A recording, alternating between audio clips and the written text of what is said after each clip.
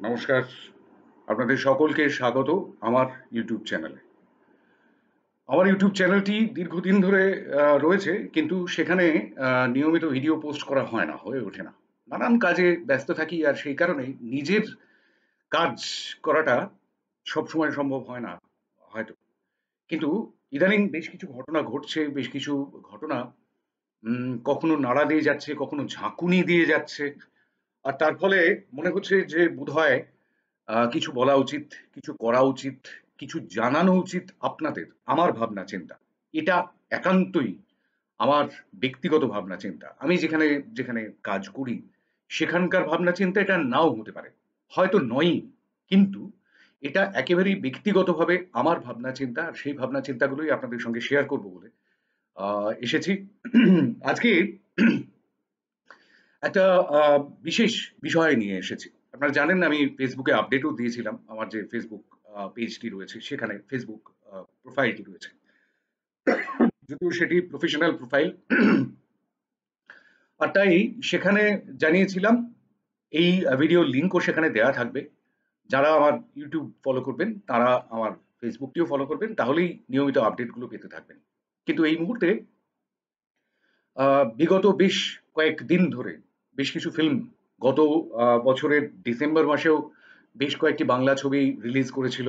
এবছরের জানুয়ারিতেও আ বেশ কয়েকটি বাংলা ছবি রিলিজ করেছে, ফেব্রুয়ারিতেও রিলিজ করেছে। তো সেই সমস্ত বাংলা ছবিগুলো নিয়ে হিন্দি যে সর্বভারতীয় ছবিগুলো রয়েছে সেই ছবিগুলোর তো একটা আলাদা বাজার রয়েইছে। সেগুলোর সমালোচনা, আলোচনা, আ বিস্তারিত বিশ্লেষণ আপনারা অনেক জায়গায় দেখেছেন। আ কিন্তু বাংলা ছবি নিয়ে বিশ্লেষণ খুব বেশি যে হয় তেমনটা নয়।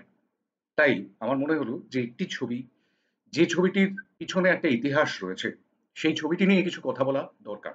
একটি ছায়াছবি। ছবির নাম 'বিনোদিনী একটি নটীর উপাখ্যান'। হ্যাঁ, নামেই প্রকাশিত যে নটি বিনোদিনী অর্থাৎ বিনোদিনী দাসী থেকে বিনোদিনী দেবী হয়ে ওঠার যে যাত্রা, সেই যাত্রাটিকেই পরিচালক রামকমল মুখোপাধ্যায় পর্দায় ফুটিয়েছেন। আ রামকমল মুখোপাধ্যায়ের এটা হচ্ছে ১ম বাংলা পূর্ণ দৈর্ঘ্যের ছবি এবং এর আগে তিনি এই ধরনের অ্যা ছবি করেননি। ছবি করেছেন, তিনি শর্ট ফিল্ম করেছেন, তিনি হিন্দি ছবি করেছেন, কিন্তু বাংলা পূর্ণ দৈর্ঘ্যের ছবি এই ১ম। এবং শুরুতেই একটা কঠিন পরীক্ষা আরকি। যাই হোক, পরিচালক রামকমল মুখোপাধ্যায় বললাম, প্রযোজক দেব এবং প্রতীক চক্রবর্তী। নটি বিনোদিনী অর্থাৎ সেকালের মুখের ভাষায় সেকালের মানুষ যা বলতেন, বিনোদিনী দাসী। তাঁর জীবন নিয়ে গল্প সাজিয়েছেন প্রিয়াঙ্কা পোদ্দার। মানে গল্প, স্টোরি লাইন প্রিয়াঙ্কা পোদ্দারের এবং সেই সঙ্গে, সঙ্গে পরিচালক স্বয়ং এই বিষয়ে হাত লাগিয়েছেন। আহ পিরিয়ড ফিল্ম বানানো এমনিতেই বেশ কঠিন একটা কাজ। বিনোদিনী মোটামুটিভাবে বলা যেতে পারে ১৮৬২ কি ৬৩ তে দুটো ভিন্ন, ভিন্ন জায়গায় ভিন্ন, ভিন্ন সাল পাচ্ছি। ইতিহাস ঘাঁটলে তো নানান রকম কনফিউশন তৈরি হয়ই। তো সেই সমস্ত কনফিউশন কাটিয়ে বলা যেতে পারে ১৯৬২ বা ১৯৬৩ এই সময় জন্মেছিলেন এবং আ মাফ করবেন ১৮৬২, ১৮৬৩ আর ১৯৪২ সালে তিনি তার আ শেষ নিঃশ্বাস ত্যাগ করেন। তো এই যে সেই সময়টা, সেই সময়ের কলকাতা আর এখনকার যে কলকাতা, তার মধ্যে বিস্তর ফারাক। আ সেটার কারণেই হয়তো ছবিতে আপনি এস্টাবলিশমেন্ট শট খুব কম দেখতে পাবেন। এই মুহূর্তে অবশ্য কলকাতায় খুব কম হলেই চলছে বিনোদিনী। বেশিরভাগই জেলার হলে চলে গিয়েছে আরকি। এটা আমাদের পুরনো ট্রেন্ড।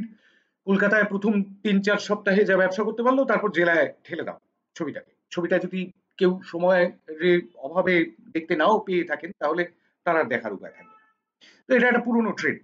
তো যাই হোক, যেটা বলছিলাম সেটা হচ্ছে এস্টাবলিশমেন্ট শট খুব কম দেখতে পাবেন। একটা পুরনো বাড়ির সদর দরজা কিংবা বাড়ির ভেতরের যে অন্দরমহলের উঠোন বা দালান, একটা গলির একটা ছোট অংশ, এইরকম ভাবে দেখিয়েছেন সিনেমাটোগ্রাফার সৌমিক হালদার।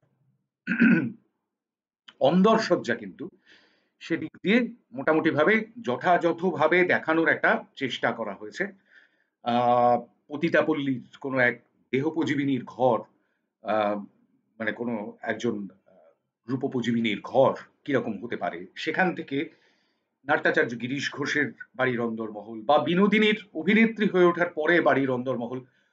অভিনেত্রী হয়ে ওঠার আগে তো তিনি বিডন স্ট্রিটের একটি বাড়িতে থাকতেন এবং সেখান থেকে তিনি চলে যান কর্নওয়ালিস স্ট্রিটে, এবং সেখানকার বাড়ির অন্দরমহল কিরকম ভাবে হয়েছে, কিরকম ভাবে বদল হয়েছে, সেগুলো বেশ ভাবনা চিন্তা করেই করা হয়েছে। কিংবা ধরুন কুমার বাহাদুরের প্রাসাদের অন্দরমহল, কিংবা ঠাকুর বাড়ির অন্দরসজ্জা, ঠাকুর বাড়ি মানে জোড়াসাঁকো ঠাকুর বাড়ির অন্দরসজ্জা কেমন হতে পারে, সেই বিষয়গুলো বেশ ভাবনা চিন্তা করেই করা হয়েছে।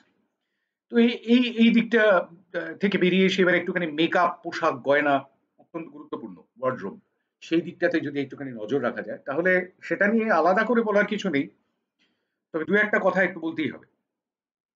বিনোদিনী অর্থাৎ রুক্মিণী মৈত্র যখন সবে পুঁটি হিসেবে বড় হয়ে উঠছেন, এখানে একটা পুরনো ট্রিটমেন্ট ব্যবহার করা হয়েছে, ওই গোল করে ঘুরছে পুঁটি, ছোট পুঁটি যে সরা আর কি, সোয়ারা, সে ঘুরছে এবং তার থেকেই বড় হয়ে রুক্মিণী হয়ে যাচ্ছে।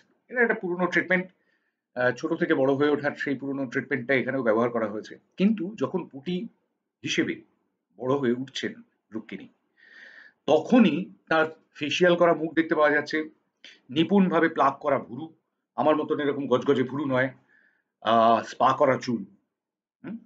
আচ্ছা, ম্যানিকিউর করা হাত, পেডিকিউর করা পা, ঠোঁটে লিপস্টিক। ১৯১৩ সালে একটি বই প্রকাশিত হয়েছিল। ১৯১৩ সালটা খেয়াল করবেন। ১৯১৩ সালে এই প্রকাশিত বিনোদিনীর জ্বালাময়ী আত্মজীবনী আমার কথাতে কিন্তু এত বিলাসের মধ্যে তার জীবন কাটেনি ছোটবেলায়। তার শৈশবটা অত্যন্ত জ্বালাময় শৈশব ছিল, যেখানে দেখানো হচ্ছে যে তার নিজের ভাইকে দাহ করার লোক পাওয়া যাচ্ছে না, নিজে নিয়ে যেতে হচ্ছে, নিজেদের নিয়ে যেতে হচ্ছে শ্মশান ঘাটে। সেখানে এই রকম বিলাসিতার যে ছাপ, একজন পশ অভিনেত্রীর মুখে যে ছাপটা থাকে, সেই ছাপটা আসা কতদূর সুপ্রযুক্ত, এই নিয়ে প্রশ্ন উঠতে পারে। যাই হোক, আচ্ছা, পোশাক বিষয়ে আরেকটা কথা বলার আছে। চৈতন্যলীলা দেখতে এসেছিলেন, মানে গিরিশ ঘোষের চৈতন্যলীলা নাটকটি, যেখানে বিনোদিনী চৈতন্য দেবের চরিত্রে অভিনয় করেছিলেন, মহাপ্রভুর চরিত্রে। সেটি দেখতে এসেছিলেন শ্রী শ্রী রামকৃষ্ণ পরমহংসদেব ঠাকুর। এটা ঐতিহাসিক সত্য। কিন্তু হ্যাঁ, সেটা ছবিতে আছে। কিন্তু মিডলং এ যখন ঠাকুরকে দেখলাম, তখন একটু হাসি পেয়ে গিয়েছিল। একটা জেল ধুতি পরানো হয়েছে তাকে, আর তার নিচ দিয়ে স্পষ্ট দেখা যাচ্ছে তার সাদা রঙের আন্ডারপ্যান্ট। এটা কি হলো? চোখে পড়ল না, ডিওপির চোখে পড়ল না, পরিচালকের চোখে পড়ল না, কারুর চোখে পড়ল না। মোটা করে ধুতিটা পরানো যেতে পারতো, বা একটা মোটা ধুতি নিতেন পক্ষে, ওই জেলে ধুতি না পরিয়ে সেটা করানো যেতে পারতো, যাতে আন্ডারপ্যান্টটি অন্তত দৃশ্যমান না হয়। এটা একটা হাস্যকর বিষয়, আমার মনে হলো উল্লেখ করা দরকার, তাই উল্লেখ করলাম। যাই হোক, আরো একটা গুরুত্বপূর্ণ বিষয় মেকআপের দিক দিয়ে বলবো, সেটা হচ্ছে ফিল্মের শুরু এবং শেষ, এই দুই সময় বিনোদিনীকে দেখা যাচ্ছে পলিতকেশ বৃদ্ধার রূপে। অত্যন্ত বয়োবৃদ্ধ তিনি, একেবারে থুড়থুড়ে বুড়ি যাকে বলা যেতে পারে। তো সেই বৃদ্ধা দক্ষিণেশ্বর, এবং সেখান থেকে তিনি বারাণসী যাত্রা করছেন, এরকম একটা ছবি দেখানো হয়েছে, এবং সেখানে প্রস্থেটিক মেকআপ ব্যবহার করা হয়েছে। হ্যাঁ, বিভিন্ন ক্ষেত্রে এই ধরনের ক্ষেত্রগুলোতে প্রস্থেটিক মেকআপই ব্যবহার করা হয়। কিন্তু প্রস্থেটিক মেকআপটা না খুব খারাপ হয়েছে। আমি জানি না কে করেছেন, যিনি করেছেন তিনি নিশ্চয়ই স্বনামধন্য কেউ। ক্ষমা করবেন আমাকে, মাফ করবেন। মানুষ বৃদ্ধ হলে, মানে রুক্মিণী মৈত্র বৃদ্ধা হলে ঐরকম লাগবেন দেখতে, ঐরকম ভিন গ্রহের এলিয়েনের মতন দেখতে হয়ে যাবে তার মুখ চোখ। অদ্ভুত ব্যাপার, চোখগুলো একেবারে ছোট হয়ে এসছে, মুখটা কিরকম যেন একটা অদ্ভুত। প্রস্থেটিক মেকআপ ব্যবহার করার যে ট্রেন্ড, সেই ট্রেন্ড আমাদের পশ্চিমী দুনিয়া দেখিয়েছে।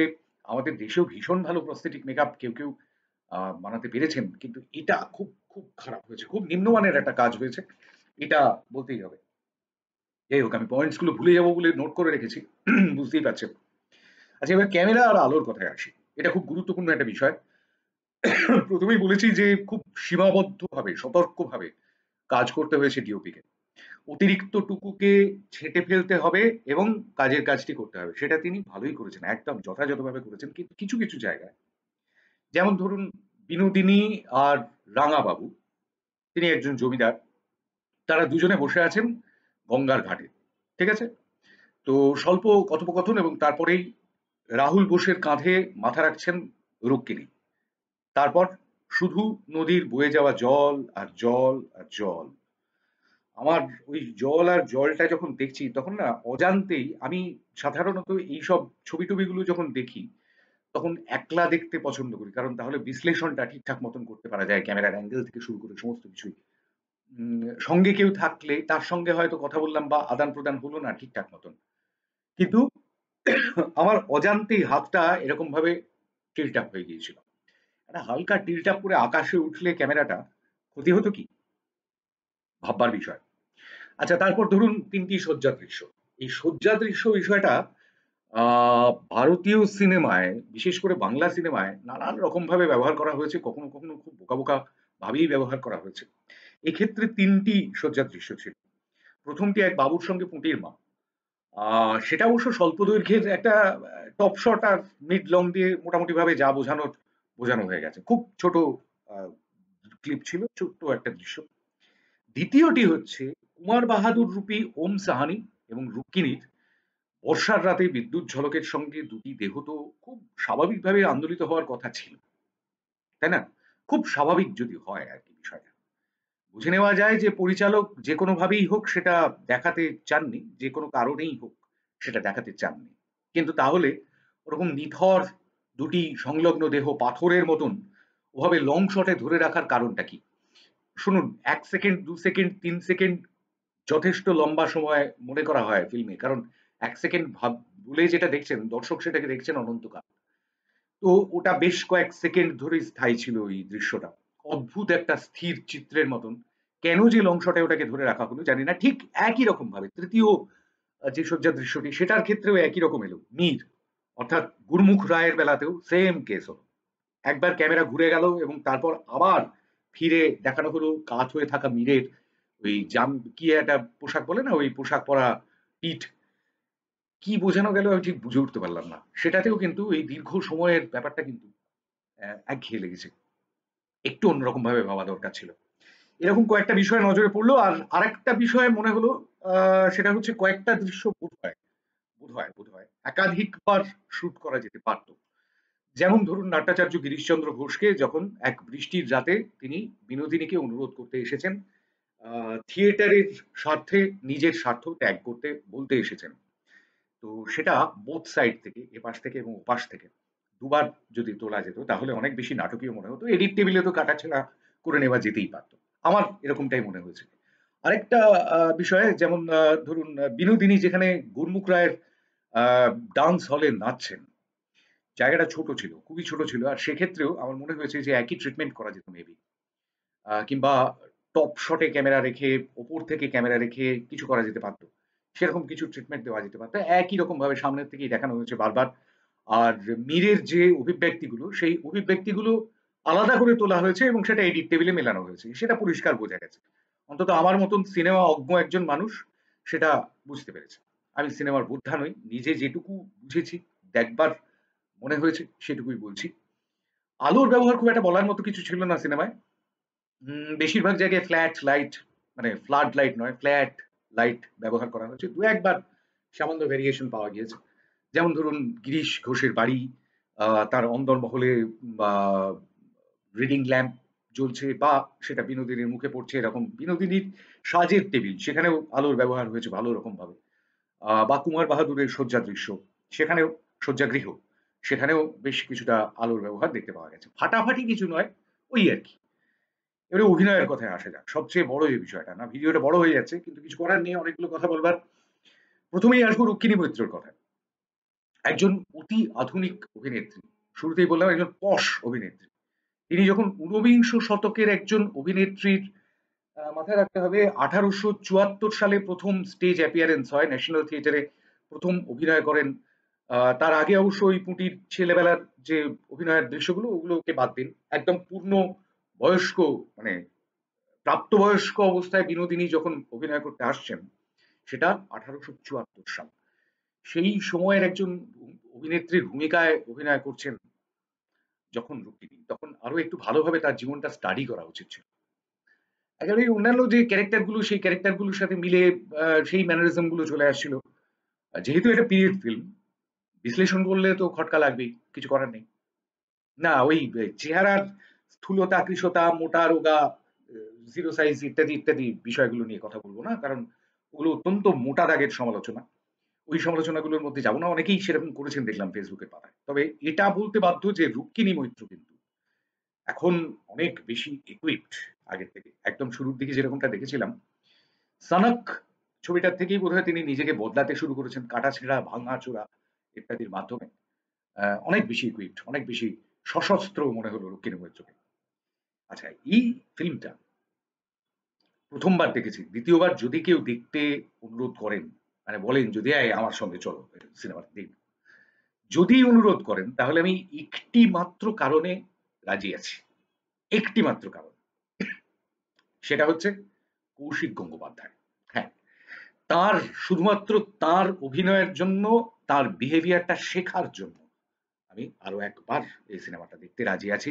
অসাধারণ অভিনয় থেকে শুরু করে অনবদ্য বিহেভিয়ার ক্যামেরার সামনে মনে হয়েছে বারবার যে সত্যি, সত্যি নাট্যাচার্য গিরিশ ঘোষকে দেখছি। একদম। Hats off to him, hats off কুর্নিশ কৌশিক গঙ্গোপাধ্যায়। আচ্ছা, রাহুল বোসের কথায় আসতেই হবে। অত্যন্ত আ রেটেড অভিনেতা। আন্ডার রেটেড না ওভার রেটেড সেটা আর বললাম না, সেটা আলাদা বিতর্ক তৈরি করবে, দরকার নেই। রাঙা বাবু অর্থাৎ শরৎচন্দ্র ঘোষ তার চরিত্রে, জমিদার শরৎচন্দ্র ঘোষ তার চরিত্রে অভিনয় করেছেন। যেরকমটা ইতিহাসে পাচ্ছি শরৎচন্দ্র ঘোষ ছিলেন বেঙ্গল থিয়েটারের মালিক, কিন্তু এখানে সেরকম কিছু দেখানো হয়নি। রাঙাবাবু চরিত্রটি ঠিক কিরকম চরিত্র, সেই চরিত্রটা তে রাহুল বোসকে বড্ড বেমানান লেগেছে আমার, ভীষণ বেমানান লেগেছে। একে তো ২ ইঞ্চির তফাৎ রয়েছে, মানে ২ ইঞ্চির তফাৎটা বুঝতে পারছেন? বুঝতে পারছেন না। সেটা হচ্ছে রাহুল বোসের হাইট হচ্ছে ৫ ফুট ৭ ইঞ্চি। আর রুক্মিণী মৈত্রর হাইট হচ্ছে ৫ ফুট ৯ ইঞ্চি। এই ২ ইঞ্চির তফাৎটা বারে, বারে যখনই তারা ক্যামেরায় কাছাকাছি এসেছেন, তখনই সেটা নজরে এসেছে। পরিচালকও বোধহয় সেটা জানতেন। তার জন্য খুব বেশি কাছাকাছি দাঁড় করাননি। মানে দাঁড়িয়ে দুজন অভিনেতা সেই টা তিনি করেননি। কখনো রুক্মিণী বসে আছেন, কখনো দুজনেই বসে আছেন, রাহুল দাঁড়িয়ে আছেন, রুক্মিণী বসে আছেন। এরকমভাবে কম্পোজিশন করা হয়েছে। তার উপরে আদ্যন্ত একজন নাট্যামোদী জমিদার, তার বাংলা কতকটা পশ্চিমাদের মতন, মানে হিন্দি ভাষীদের মতন। শুধু কি একটু মুম্বাই টাচ রাখবার জন্যই তাকে বাছাই করা হলো? এটা একটা প্রশ্ন আ বলে মনে হয়েছে আমার। অন্যান্য চরিত্রের মধ্যে অনেকগুলো চরিত্র রয়েছে, সেই চরিত্রগুলোর কথায় আসি। দাশু নিয়োগী। নিয়োগী সারনেমটা কোথাও ব্যবহার করা হয়নি, খালি দাশু, দাশু করা হয়েছে। ২-৩ বার উচ্চারণ করা হয়েছে তার নাম। তিনি নিজেও বলেননি। দাশু নিয়োগীর চরিত্রে যিনি অভিনয় করেছেন তার কথা তো আলাদা করে বলতেই হয়। তিনি আ নাট্য জগতের মানুষ এবং এই মুহূর্তে ফিল্ম, সিনেমা, সিরিয়াল সব জগতেরই মানুষ গৌতম হালদার। আ অসাধারণ অভিনেতা। তার চিরপরিচিত একটি ম্যানারিজম রয়েছে। সেই ম্যানারিজমটি বিভিন্ন ক্ষেত্রে সব চরিত্রেই মোটামুটি চলে আসে আরকি। কিন্তু এক্ষেত্রে দাশু নিয়োগীর চরিত্রে এই ম্যানারিজমটি বিশেষ করে একেবারে খাপে খাপ হয়ে গিয়েছে। মানে খাপে, খাপে বসে গিয়েছে আরকি বলা যেতে পারে। তো যাই হোক, গুরমুখ রায়ের কথা বলতেই হবে। মীর, মীর আফসার আলী তিনি অভিনয় করেছেন। কণ্ঠ অভিনয় নিয়ে তো কিচ্ছু বলার নেই। আমি অসম্ভব ভক্ত মীরের কণ্ঠাভিনয়। শরীরও যথেষ্ট সাবলীল বলে মনে হলো এই সিনেমাতে। আ বিভিন্ন আ ছবিতে, ওয়েব সিরিজে বিভিন্ন সময়ে দেখা যায় মীরকে। এক্ষেত্রেও বেশ সাবলীলই মনে হয়েছে। রসরাজ অমৃতলাল বসুর চরিত্রে অসীম রায়চৌধুরী, নামগুলো মনে থাকবে না বলে নোট করে রেখেছি। বিনোদিনীর মা স্বাতী মুখোপাধ্যায়, দিদিমা হচ্ছেন তপতী মুন্সী, কনকলতার চরিত্রে রূপসা চট্টোপাধ্যায়ের হাস্কি ভয়েসটা বেশ ভালো খেয়ে গিয়েছে এই সিনেমাতে। এমনকি ছোট্ট পুঁটি, যার কথা বলছিলাম, স্বরা ভট্টাচার্য যথেষ্ট সাবলীল। ৩ টি চরিত্রের কথা একটু আলাদা করে বলতে হবে। এক হচ্ছে ঠাকুর শ্রী, শ্রী রামকৃষ্ণের চরিত্রে অভিনয় করেছেন চন্দন রায় সান্যাল। ক্লোজ আপে যখন, মানে দূর থেকে ঠিক ছিল। ক্লোজ আপে যখন ঠাকুরের মুখটা দেখা গেল, একজন পোড় খাওয়া বিষয়ী মানুষের মুখ, চোখ, চোখ তো কথা বলে। ঠাকুরের মুখ কি ওরকম ছিল? ঠাকুরের চোখ? জানি না ঠিক। মানায়নি। আমার মনে হলো মানায়নি। ঠিক রামকৃষ্ণ, মানে শ্রী রামকৃষ্ণের চরিত্রে খুব একটা ঠিক লাগলো না। এনিওয়ে, ২ নম্বরে আসবো কুমার বাহাদুরের চরিত্রে ওম সাহানি। ওম বেশ ভালোভাবেই উতরেছেন নিজের চরিত্রটি। কিন্তু ইতিহাস ঘেঁটে যা দেখলাম সেটাই একটু বলবার আছে। সেটা হচ্ছে অবিভক্ত বাংলার রংপুরের জমিদারের সঙ্গে প্রেম ছিল বিনোদিনী দাসের। হ্যাঁ, রাইট। নটি বিনোদিনীর প্রেম ছিল, ঠিকই শুনেছেন, অবিভক্ত বাংলার রংপুরের, মানে এখন অধুনা বাংলাদেশের সেখানকার এক জমিদারের সঙ্গে। কিন্তু তার জমিদারিকে কেন গোবলয়ে নিয়ে যাওয়া হলো, উত্তরপ্রদেশে কেন নিয়ে যাওয়া হলো আমি জানি না। এবং ওমকে দিয়ে হিন্দি মিশ্রিত বাংলা বলানো হলো কেন, সেটাও আমি জানি না। আরো একটা কথা আছে, সেটা হচ্ছে যে বিনোদিনীর দখল নিয়ে গুরমুখ রায়ের লেঠেলদের সঙ্গে জমিদার বাহিনীর একটা সংঘর্ষের খবর জানতে পাচ্ছি, মানে আহ, ইতিহাস সেরকমটাই বলছে আর কি। এবং জমিদার, তিনি, জমিদার মশাই, তিনি নাকি, মানে এই যে ওম সাহানি যে চরিত্রটিতে অভিনয় করেছেন, তিনি নাকি খোলা তরোয়াল নিয়ে, তরোয়াল নাকি তলোয়ার, যাই হোক, সোর্ড, দেখছি লেখায় পড়লাম, আহ, সেখানে নাকি বিনোদিনীর দিকে তেড়েও গিয়েছিলেন তিনি, যদিও গুরমুখের পাঠানো বডিগার্ডদের হাতে তাকে পরাস্ত হতে হয়। অর্থাৎ বেশ লড়াকু ধরনের জমিদার ছিলেন, এবং জাঁতরেল মাথায়, মানে রগচটা যাকে বলা হয়, সেই ধরনের জমিদার ছিলেন তিনি। কিন্তু তিনি নিছক ওম্যানাইজার টাইপ, নারী লোভী টাইপ জমিদার ছিলেন না কুমার বাহাদুর। যেমন চরিত্র ডিপিক্ট করা হয়েছে, যেমন চরিত্র দেখানো হয়েছে এখানে ওম সাহানির, ওম অবশ্য ভালোই উতরেছেন। আর ৩ নম্বরে যার কথা বলতেই হবে, তিনি হচ্ছেন গঙ্গাবাই। তার চরিত্রে অভিনয় করেছেন চান্দ্রেই ঘোষ। উফ! এই ভদ্রমহিলার ভক্ত আমি অনেক দিনের। তবে মন্টু পাইলটের পর তো আর কিছু বলার ভাষাই থাকছে না। অসাধারণ অভিনয়, অসাধারণ বিহেভিয়ার। একটি দৃশ্যে মনে হলো ডায়ালগ মিস করলেন, এবং সেটাকেও অত্যন্ত দক্ষতার সঙ্গে হ্যান্ডেল করে বুঝিয়ে দিলেন যে কেন তিনি Chandreyee Ghosh. Hats off to her also, কুনিশ আপনাকে। আর একটা কথা বলতে হবে, সেটা হচ্ছে রবীন্দ্রনাথ হিসেবে আর কাউকে পেলেন না। মানে খুব খারাপ চয়েস, খুব খুব খারাপ চয়েস। বাঙালির সমস্ত সেন্টিমেন্ট জড়িয়ে আছে যে মানুষটির সঙ্গে, হোক না দুটো তিনটে ডায়লগ, দুটো তিনটে সংলাপ একদম মিসফিট হয়েছে, একদম।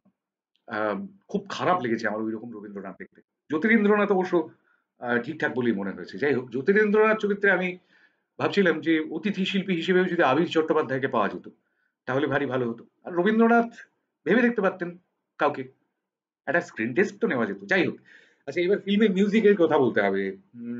অতিরিক্ত লম্বা না করে মিউজিকের কথায় চলে আসি। বিনোদিনীর সঙ্গীত পরিচালনা করেছেন সৌরেন্দ্র সৌম্যজিৎ। সৌরেন্দ্র মল্লিক এবং সৌম্যজিৎ দাস, অর্থাৎ বিখ্যাত মিউজিশিয়ান ডুও সৌরেন্দ্র সৌম্যজিৎ। কেউ প্রশংসা করেন, কেউ বা সমালোচনা, কেউ নিন্দাও করেন তাদের কাজের, কিন্তু আমার তাদের কাজ, তাদের এক্সপেরিমেন্টস আমার বরাবর ভালো লাগে, ভীষণ ভালো লাগে এই এক্সপেরিমেন্ট গুলো। যাই হোক, ছবিতে বেশ কয়েকটি গান আছে। তার মধ্যে একটি হচ্ছে শ্রেয়া ঘোষালের গাওয়া, সেটা যশরাজ স্টুডিও মুম্বাইতে রেকর্ড করা হয়েছে, কানহা। কানহা গানটি এসেছে হচ্ছে গুরমুখ রায়ের নাচ ঘরে রুক্মিণীর নৃত্যের অনুষঙ্গে।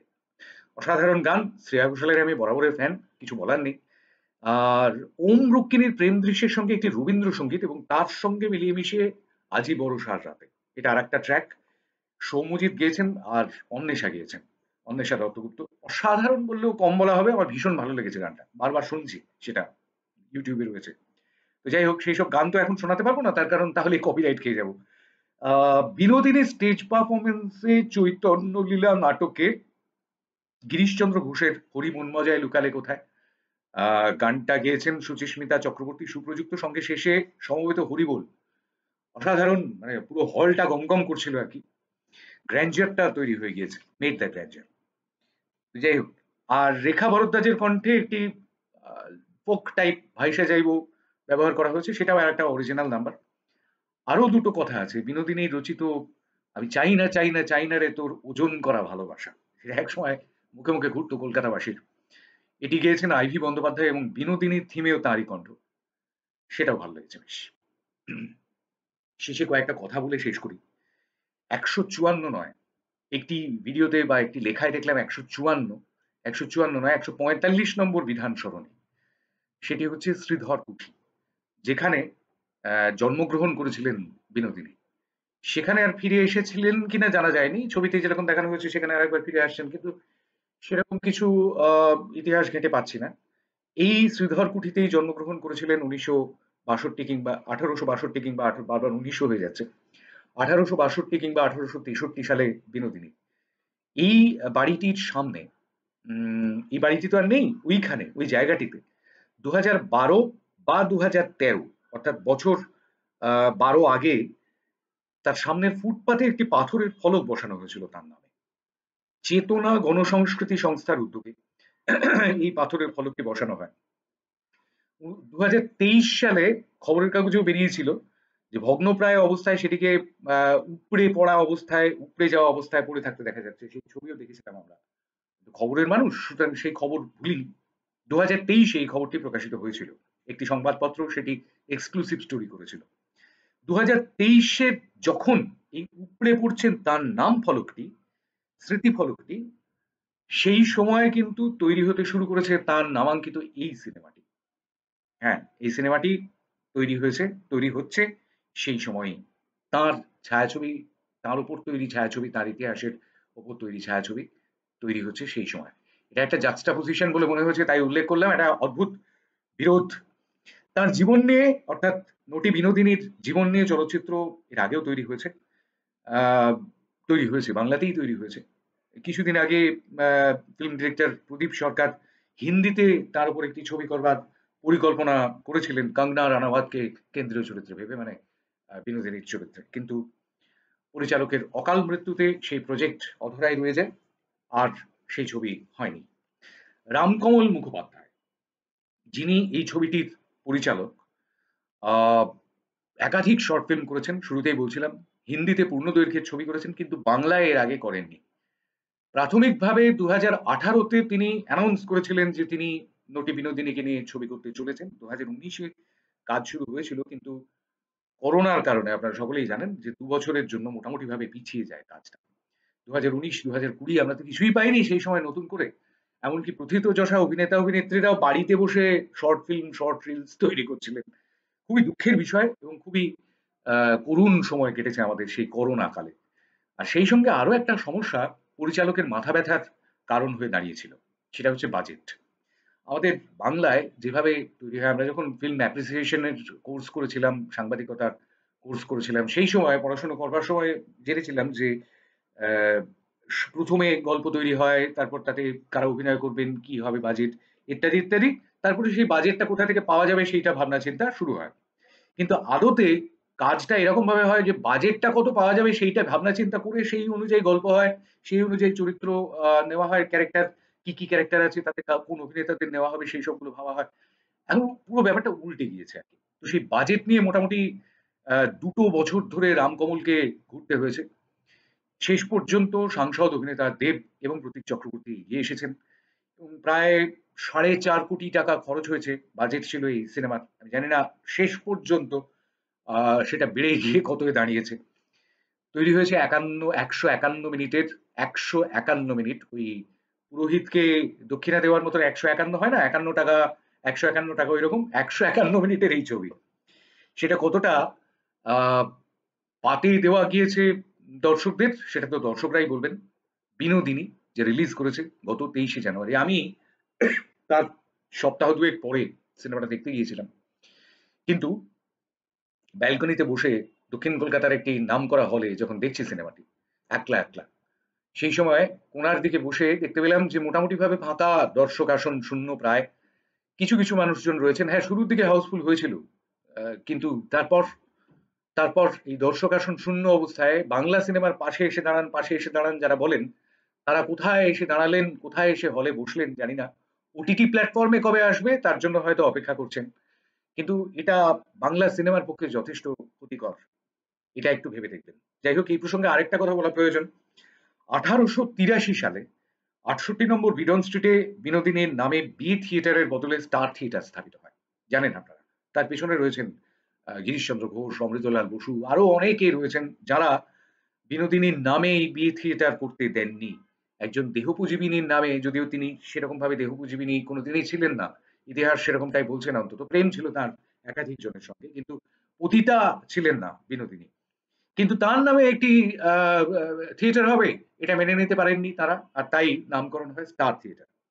উনিশশো, এই ইতিহাসটা সবাই জানেন। 1930 সালে সেখান থেকে স্থানান্তরিত হয়ে, মানে 68 নম্বর বিডন স্ট্রিট থেকে স্থানান্তরিত হয়ে চলে আসে আজ যেখানে বাড়িটি অবস্থিত, সেখানে চলে আসে।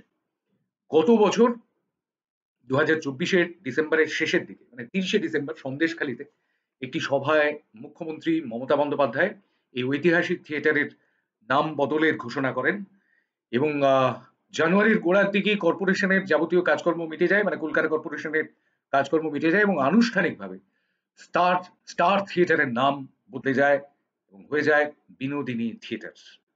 এটা নটি বিনোদিনীর প্রতি শ্রদ্ধার্ঘ্য পশ্চিমবঙ্গ সরকারের তথা কলকাতা কর্পোরেশনের, কলকাতা পুর নিগমের। এটা অবশ্যই সমস্ত নাট্যামোদীর হয়ে আমারও অত্যন্ত গর্বের বিষয় যে শেষ পর্যন্ত তার মৃত্যুর এত বছর পর জাস্টিস পেলেন নটি বিনোদিনী। সেখানে উপস্থিত ছিলেন সেই আনুষ্ঠানিক যে উদ্বোধন, সেখানে উপস্থিত ছিলেন রুক্মিণী মৈত্র। আ তার কদিন বাদেই ছবিটি রিলিজ করছে।